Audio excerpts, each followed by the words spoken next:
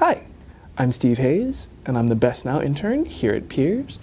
Today, I will be interviewing one of the founders of the mental health consumer movement, Jay Mahler. Hi, Jay. Thank you for being here. Welcome, yeah.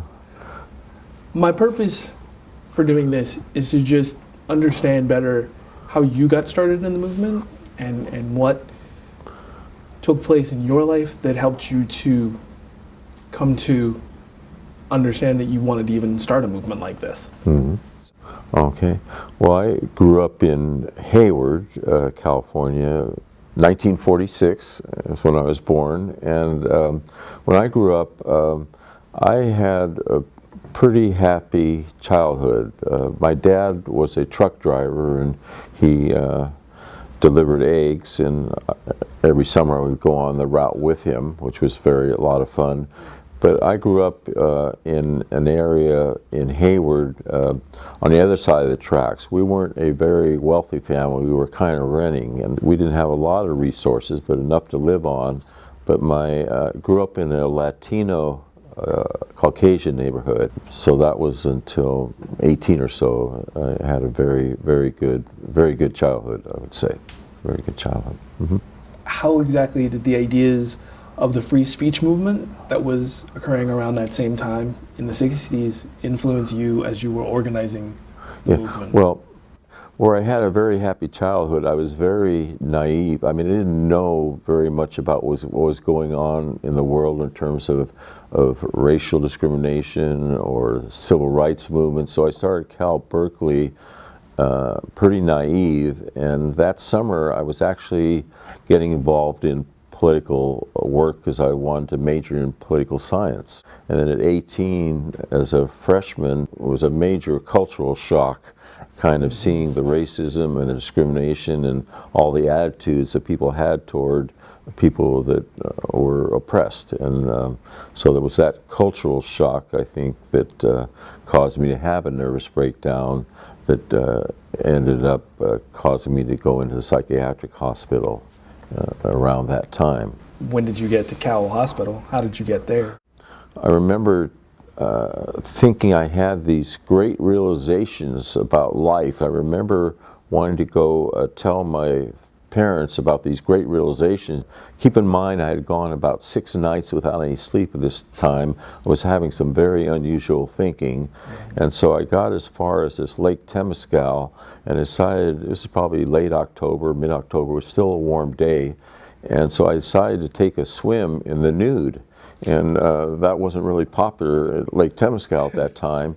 Plus, I also remember there was this woman there who had left her yellow poodle. It was a poodle that had a yellow ribbon on. I can remember her leaving it by this tree, and I thought God had put this poodle there to lead me home because I was lost. And the woman never agreed to it. And so I ended up, they called the police and brought an ambulance and ended up taking me to Highland Hospital. From there, I went back to Cal Berkeley because I was a student there, and there they had this Cal Hospital. And so I was going to stay at the hospital on the grounds of the university to see if I could perhaps get healed and maybe go back to school. That's actually where I met Ed Roberts. Ed Roberts, the founder of the disability movement in California, was actually in a room a couple doors down, and he was in an iron lung. And each day I would go and see him, and he was reading with this thing in his mouth that he would use to turn the pages because he was in an iron lung. And so I wanted to be very helpful to him, and I would read to him and try and make it easier for him for his studies. It wasn't until later when this was 1964, just to take the story to its full length, it wasn't until 1983 that I met Ed Roberts again when Justin Dart, who is the father of the ADA nationally, he was part of he was the head of the President's Commission on Disabled. He was having meetings throughout the country, and he would bring together all the disability leaders to talk about their issues. So in Santa Barbara, I was actually asked to come and speak at Justin Dart around the issues of people with mental health issues, and there was Ed Roberts. And so, like I said, it was the first time I saw him since Cal Hospital, and I had a chance to share with him and reminded him. We talked about our Cal days, and unfortunately it wasn't quite the way I remembered it. I thought I was actually helping him by reading to him, and he kind of remembered me as being a nuisance that was kind of bugging him more than I was helping him. So, but we ended up working together in the disability movement overall to try and make sure people with disabilities were involved with the presidential election in 1984. When did you start to want to organize a separate movement for the mental health community? Okay. The most major issue to begin with was around patient rights. We had been locked up in hospitals for decades, weeks, months, died in them, no rights. Patient rights was a big issue. So, and that was the issue that I felt most abused by, was the way I was treated in the hospital without having any rights. So when they said they were now going to have a patient rights advocate in each county, 7 years after the law went in effect, and they're finally going to have a patient rights advocate, I went back and formed a group called Mental Health Consumer Concerns of Alameda County, hoping that we could be the patient rights advocate for Alameda County. After 4 years, and I'm talking about probably 30 to 40 hours, volunteer hours a week that I would spend on this issue, we became the patient rights advocate for Contra Costa County. Well, what happened was there was a woman named Barbara Majak who was deputy director for Alameda County, and Mary Thomas was the mental health director. Because I had been involved at the state level on a number of statewide groups, because I had helped Alameda County in trying to get some things going from Contra Costa County, they had actually hired me to come in and get some things started, like the BestNow training program, number of things. So Mary Thomas and Barbara Majak in 2006 were willing to hire me to be part of their management team to come back to Alameda County to work. And how did the East Bay consumer movement connect with other movement efforts in other cities like Portland or Boston? The groups were kind of united by a magazine called Madness Network News. We had a slogan, you may have heard the term, all the news is fit to print. Yes. Well, our slogan was all the fits that are news to print. So we would actually have our stories in these magazines. Like, for example, my records from Langley Porter turned out to be a story in Madness Network News. We put the records in there to show how abusive the system was. But you had Madness Network News that kind of brought together all the groups, and then you had this annual conference on human rights and psychiatric oppression. We would get together annually and come together to organize. So the two ways that the groups were able to kind of network and stay together was through Madness Network News and the annual conference that we had.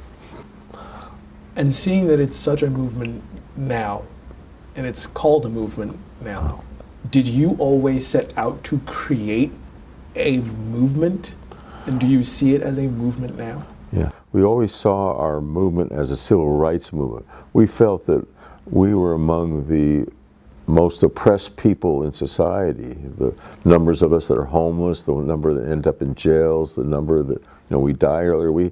There were so many horrific things that were happening to mental patients that we saw ourselves as civil rights movement, that were being oppressed like other groups. I sometimes feel that we're the last civil rights movement because we're the group that I think is still more oppressed than almost any group in society now, if you really look at what's going on. So, yeah. So where do you see the movement going? Where do you see it going in the future? I guess I'd say on a short term, I feel there's a lot we need to do right now around the whole new president, which is with Trump being elected.